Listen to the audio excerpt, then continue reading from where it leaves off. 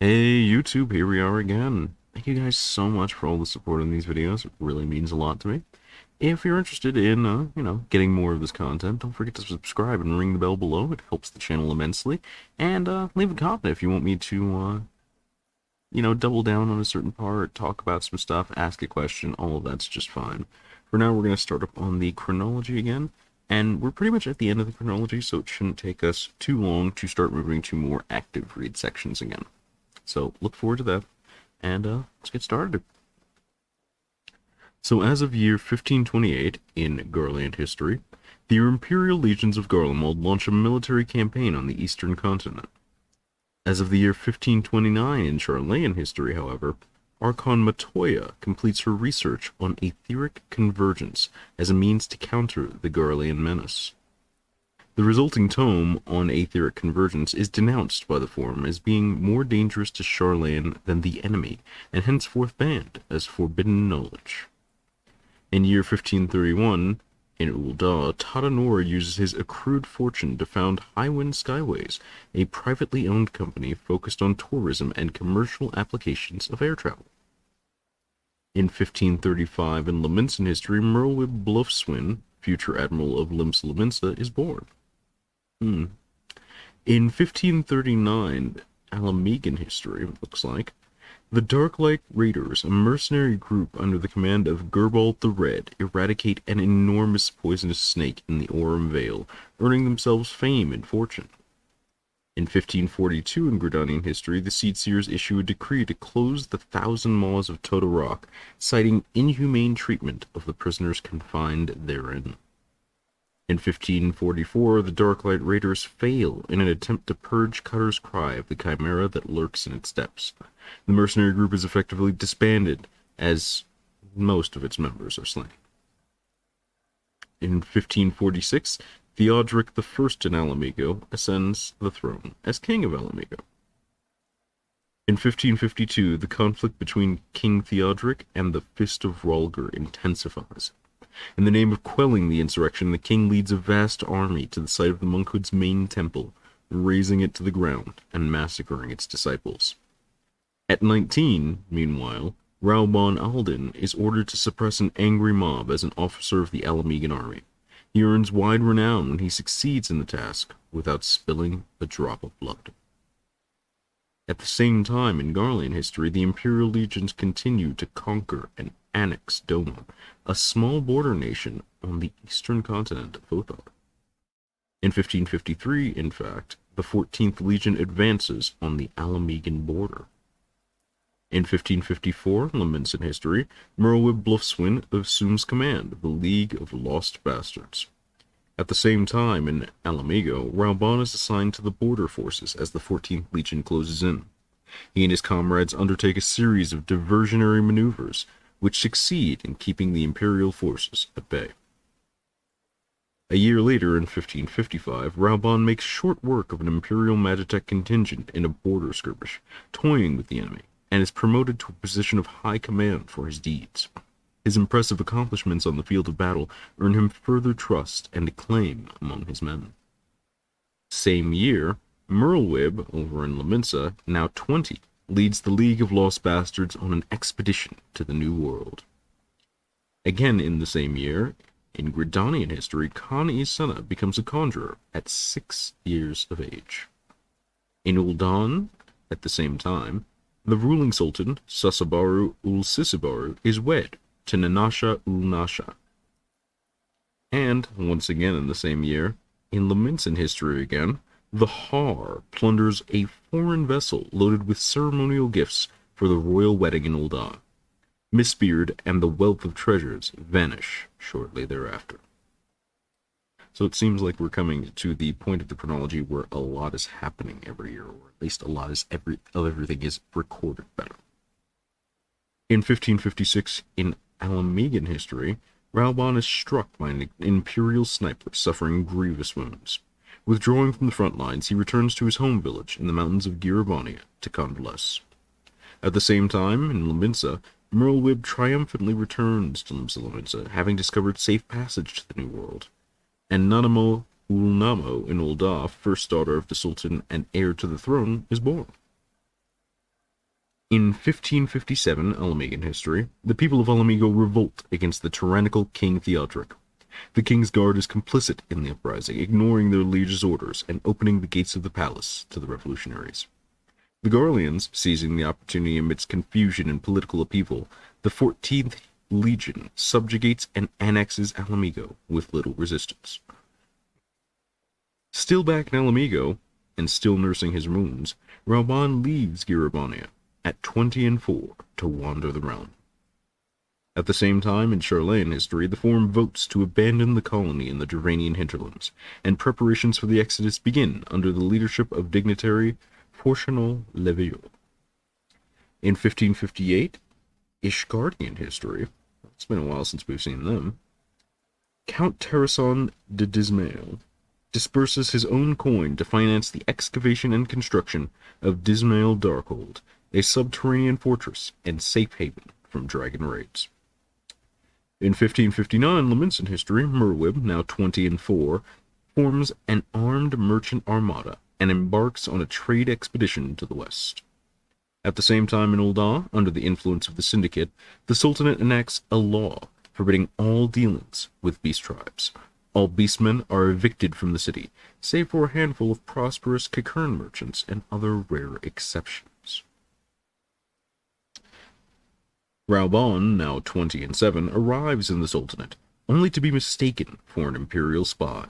He is imprisoned by the brass blades and forced to fight in the gladiator pits.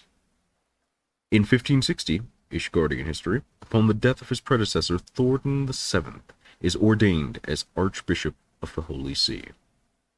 1561, Khani Sena in Gridanian history is named a seedseer at 12 summers. In Ul'dah, meanwhile, Sultan Sasabaru and Sultana Nanasha perish in an accident while traveling abroad. Nanamo Ulnamo is crowned as Ul'dah's 17th ruling sovereign at the age of 5. Not particularly aligned, it seems, Limsa Laminsa, Gridania, Ul'dah, and Ishgard form a joint military alliance to address the impending threat of a Garlean invasion, and the Eorzean alliance is formally inaugurated. Meanwhile, in Charlemagne, the twins Alphino and Alice are born to House Levieur. In 1562, the Battle of Silver Tear Skies is waged. The Agrius, flagship dreadnought of the 14th Legion, is dispatched to Mordona, where it is assailed by the ancient worm Midgard Sormr. The Agrius crashes in mortal combat with the worm, and the Legion is forced to retreat. In 1562, yet again, in Charlemagne history, after 5 years of preparation, the Charlemagne residents of the Durranian hinterlands abandoned their colony to return to the Old World in a mass exodus. Archon Louisoix gathers 12 of his disciples and forms the Circle of Knowing, a secret society with the self-proclaimed goal of saving Eorzea from the disaster foretold.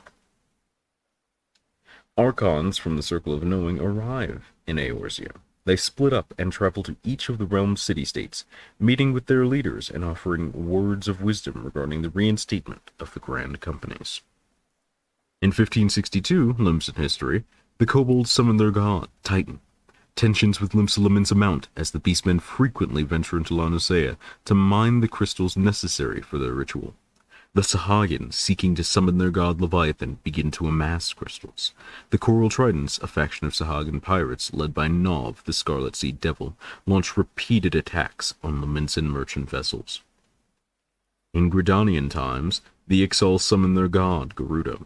With her divine blessing, they invent the Airstone, an arcane apparatus that gives them the ability to fly their war balloons at will.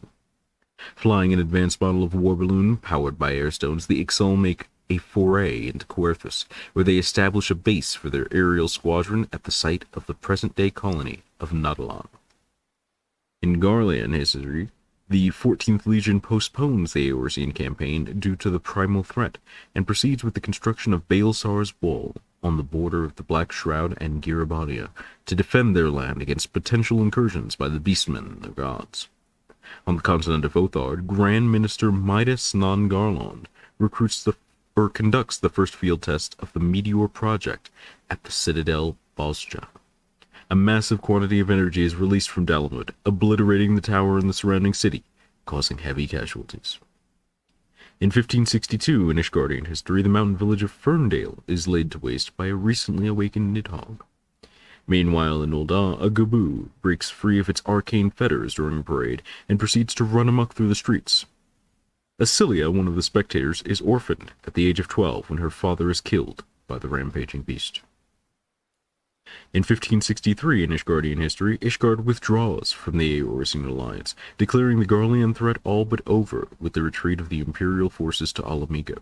Historians agree, however, that the true motivation for the withdrawal was the Holy See's desire to divert their full military strength to the Dravanian threat in wake of Nidhogg's reappearance. The joint military of the Eorzean alliance disbands following the withdrawal of Ishgardian troops, theretofore the largest presence of all constituent members. While an allied security council is established in its stead, the alliance's military ties remain in name only. In Limsa, the 85th Trident is held, and victory is claimed by Merlwyb, leader of the League of Lost Bastards, who, by tradition, is inaugurated as Admiral of Limsa Lominsa. Admiral Merlwyb outlaws piracy in Limsa Lominsa as part of an effort to improve diplomatic relations with other nations, and the Upright Thieves are restructured as an underground organization, the Rogues Guild. And in Ul'dah, Highwind Skyways announces a partnership with Garland Ironworks, a collaboration which soon bears fruit in the form of a lightweight airship model fueled by a cerulean propulsion engine. With this new technology, Highwind Skyways begins offering regular passenger service connecting the three major city-states. In 1564, the construction of Dismail Darkhold in Ishgard experiences significant delays due to a scarcity of building materials. At the same time in Ul'dah, Mithril Pit T3, an excavation site in southern Thenland managed by Amagina and Sons Mineral Concern, is destroyed by what is described as a mammoth fire-spewing monstrosity. This is later determined to be the first recorded sighting of Ifrit, Lord of the Inferno. In 1565, in Limsan history, the Admiral enlists the services of the Company of Heroes, a mercenary group, and tasks them with subduing the primals Titan and Leviathan. At the same time in Ul'dah, Sultana Nanamo ul Namo shows mercy on the gladiator Rauban, sparing him when his life is endangered in a rigged match in the Colosseum. In Ishgard, the Ishgardians place severe restrictions on chocobo exports after grazing pastures are devastated by the Dravanian horde. In 1566, in Limsan history, the Company of Heroes vanquish Titan, Lord of Crags. A joint offensive by the Company of Heroes and the Knights of the Barracuda successfully thereafter succeeds in felling Leviathan, Lord of the World. The Beastmen gods Titan and Leviathan are then summoned anew. In 1567, in Limsan history once again, the kobolds commence excavation of the southern reaches of Ogamoro, leading to the construction of the Ugamoro mines. In Ul'dah, Hildebrand Heliodor Maximilian Manderville, son of Godbert and heir to the prominent House Manderville, runs away from home. At the same time in Ishgard, void-sent gargoyles attack a team of stonecutters at work in the tunnels beneath Dismail Darkhold, leaving few survivors. Construction is postponed indefinitely, and the incident besmirches the name of House Dismail. In 1568, Ul'dah history, Minfilia, age 18, makes her first contact with the Archon Louisoix, by way of her friend Thancred, and learns that she possesses the power known as the Echo. In 1569, Ishgardian history, Tarasan de Dismail relinquishes his claim to the head of House Dismail, and passes on the countship to his eldest son. At the same time in Garlean history, a dreadnought of the 14th Legion opens fire and shoots down a Highwind Skyways airship transporting civilian passengers.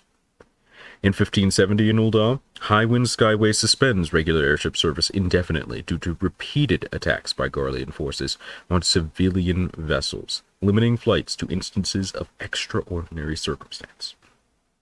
Rauban achieves an unprecedented 1,000 victories in the arena. He then purchases the Colosseum with his prize money and earns himself a seat on the Syndicate. At the Colosseum, the Guildmaster of the Gladiators Guild loses his life in a fixed bout that shocks the nation. In the wake of the incident, the popular gladiator Aldis, known as the Sword of Nald, is banished from Ul'dah. At the age of 20, Minfilia founds the Path of the 12, that those who possess the power of the Echo might come together and explore how their powers might be wielded for the common good.